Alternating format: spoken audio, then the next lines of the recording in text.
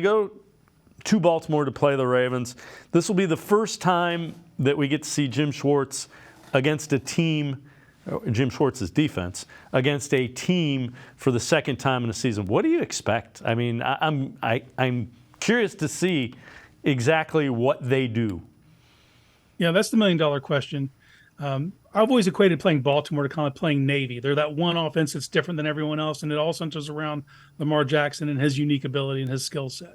Well, this is Jim Schwartz's second time getting to see this inside of the division, and it was just a little over a month ago they met last. And the Browns, overall, yeah, you gave up more points than you expected, but a couple of those were short fields. They did get drove on twice, which really doesn't happen. So they have stuff to tighten up.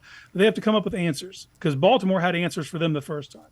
They were able to use the aggressiveness of the defensive ends against the Browns and find running lanes behind them. And then they were able to find answers in the passing game for Lamar by running crossers and bringing people underneath to get a free 7-yard pass. And it was like clockwork. Well, now you got to come up and you have to pivot. You have to come up with answers for those answers. And it's going to be an interesting chess match. And I do think Jim Schwartz is up to it. It'll be fun to see what kind of answers he comes up with. How concerned are you about the Ravens running attack? They put up almost 300 against the Seahawks. Now they have a rookie, I think he's rookie undrafted free agent, Keaton Mitchell, who speed guy, who he put up 109 on like 9 carries, something along those lines. The answer is severely. I'm severely worried about that running game because everything runs off that. If you can limit their early down running, you can put them in more predictable situations. But because they're so effective at running the football, and it's for their quarterback, and it's whoever the running back is, it just happens to be Keaton Mitchell right now. But I watched a lot of his tape coming out of Eastern Carolina, and that kid is a speed merchant. If he gets in the open field, forget about it. That kid's a jitterbug, and he was one of those guys that just slipped through the cracks. And of course he goes to Baltimore, and now you're seeing him get his opportunity. So they're going to have to sell out to stop this run. And you saw what happened yesterday as far as the snap counts. JOK actually played less.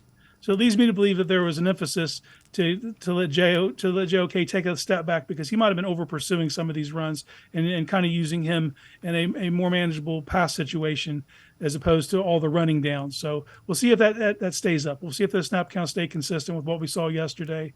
But they're going to have to come up with something because Baltimore's going to be coming downhill. And they're a team that if you let come downhill, man, it's a long day. Yeah, and you would assume they've got somebody who will be, quote unquote, spying Lamar Jackson, and that's usually JOK. Yeah, you have to, or Delpit. You have to figure out your approach because, like I said, if you let Baltimore come downhill at you, man, it's hard to stop that. They're a team that thrives off momentum, and they just have that unicorn. You have to keep them out of third and manageable. 3rd and 4 or less seems like it's a layup for them because at any time Lamar could just decide, I'm going to get this. And that's just disheartening for a defense to know that you cannot get them off the field on 3rd downs. So that has to be the emphasis, man. You got to stop that run, sell out at all costs, and force them to throw the ball from longer distances. You need 3rd and 8 or better to feel like you have a good chance of getting them off the field on 3rd downs.